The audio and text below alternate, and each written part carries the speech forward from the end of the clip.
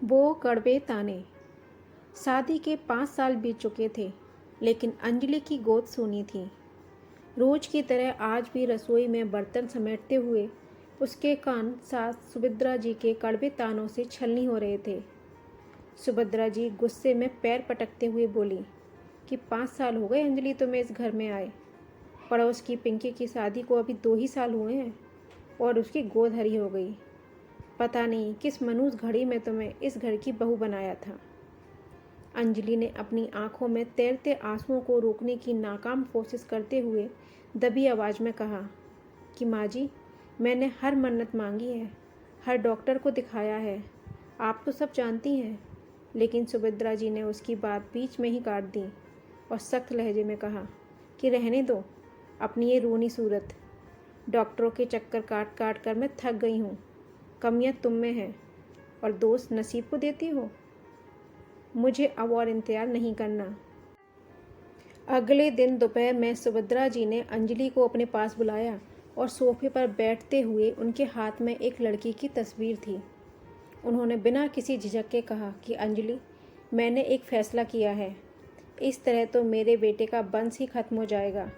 इसलिए मैंने अमित के लिए एक नई लड़की देखी है जो गांव की है और पढ़ी लिखी भी है। मैं अमित की दूसरी शादी करवा रही हूँ। यह सुनकर अंजलि के पैरों तले ज़मीन खिसक गई। उसने कांपती आवाज़ में कहा कि माँ जी, आप ये क्या कह रही हैं? अमित मेरे पति हैं। आप ऐसे कैसे उनकी दूसरी शादी करवा सकती हैं? इस पर सुभद्रा जी ने बिना किसी शर्म के जवाब दिया कि तो और क्या करूं? जो औरत मां नहीं बन सकती उसका इस घर में क्या काम? मैं अमित से कहूँगी कि वो तुम्हें तलाक दे दे और तुम्हारी भलाई के लिए कह रही हूँ कि तुम्हारी शादी भी हम कहीं और करवा देंगे। शायद तुम्हारा भाग्य कहीं और खुल जाए।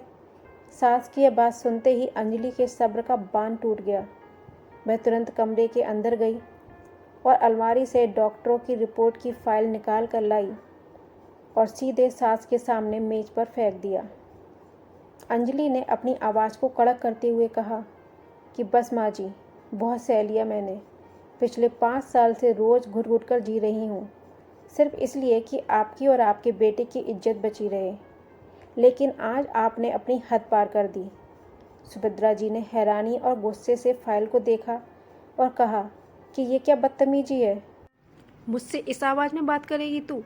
तब अंजलि ने उनकी आंखों में सीधे देखते हुए पूरे हौसले से कहा कि कमज़ोरी या कमी मुझ में नहीं है माँ जी। पिछले महीने जो बड़े डॉक्टर के पास हम गए थे, उनकी ये फाइनल रिपोर्ट है और डॉक्टर ने साफ साफ कहा है कि कमी आपके लाडले बेटे अमित में है, मुझ में नहीं। मैं बिल्कुल ठीक हूँ। सुभद्रा जी के हाथ कांपने लगे और उन्होंने कहा कि क्या बकवास कर रही है? मेरा अमित तो बिल्कुल ठीक है, तो झूठ बोल रही है। उसी वक्त अमित ऑफिस से घर लौटा और सुभद्रा जी रिपोर्ट लेकर घबराते हुए उसके पास दौड़ी और बोली कि अमित, देख बेटा, ये अंजलि क्या झूठ फैला रही है। कह रही है कि कमी तुझ में है।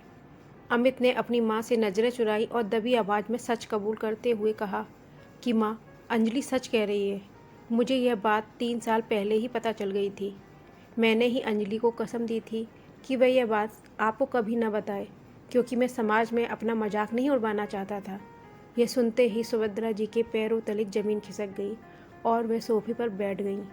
उन्हें गहरा धक्का लगा कि उनका बेटा इतनी बड़ी बात छुपाता रहा और वह बेकसूर अंजलि को कोसती रही। अंजलि ने तुरंत अपना बैग उठाया और घर के मुख्य दरवाजे पर जाकर खड़ी हो गई। उसने अमित और अपनी सास की तरफ देखा, जो दोनों शर्म से सिर झुकाए हुए थे।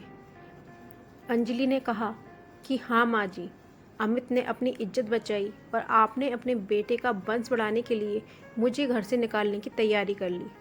जो पति अपनी माँ के तानों से अपनी पत्नी को नहीं बचा सका, उसके साथ अब मैं एक पल नहीं रह सकती। सुभद्रा जी रोते हुए अंजलि का हाथ पकड़ने लगी और माफ़ी मांगते हुए बोली कि बहू, मुझे माफ़ कर दे। मैं अंधी जो थी, मुझे अपनी गलती का एहसास हो गया है। मुझे छोड़कर मत जाओ। लेकिन अंजलि ने अपना हाथ धीरे से छुड़ाया और कहा कि माफ़ कर दीजिए माँ जी, पर अब बात सिर्फ तानों की नहीं बल्कि भरोसे की है। अमित ने अपनी कमज़ोरी छिपाने के लिए मुझे रोज़ मरते हुए देखा और चुप रहे। अब मैं अपनी ज़िंदगी नए सिरे से जीऊँगी। अंजलि पलट कर बिना पीछे देखे घर से बाहर निकल गई और सुभद्रा जी हाथ में दूसरी शादी के लिए लाई हुई लड़की की फ़ोटो लिए अकेले रोती रह गई।